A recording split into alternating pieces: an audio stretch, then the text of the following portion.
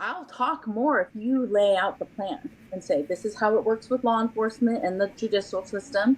This is how it works. We're going to do some exams on you, and this is the advocate that's going to come for you. This is how it's going to look long term and the help you'll receive, the victim's compensation fund, the exam, everything that you need. I needed somebody to lay that out for me. And when we ask victims, well, why didn't you just run? Why didn't you just call for help?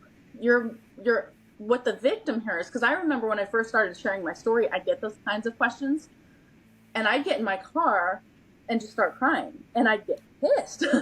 And I thought a lot about it, and I go, oh, I'm so angry, is because I'm not hearing why didn't you? I'm hearing, as the victim and survivor, you should have. This is your fault. You should have called 911. You should have ran away. You should have gone home. He didn't, even when he gave me an option, this is a perfect example. Halfway through that year, he opened the front door to the apartment, and he said, Jenna, leave. If you hate me so much and you hate this so much, you're free to go.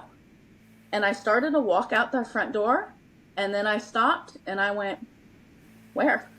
And he knew exactly what he was doing in that moment, because I really thought I didn't have anywhere to go, even though I did. And that's a young, very immature, traumatized 18-year-old brain, really doing every choice I made was out of survival mode. And, there's the fight, flight, or freeze. And there's a fourth one that nobody really talks about, which is appease. And I was so scared of him, and I just wanted it to stop, that I just would kind of not be myself of who I am now. Who I was then was, I'm scared, I'll do whatever you want to keep the peace.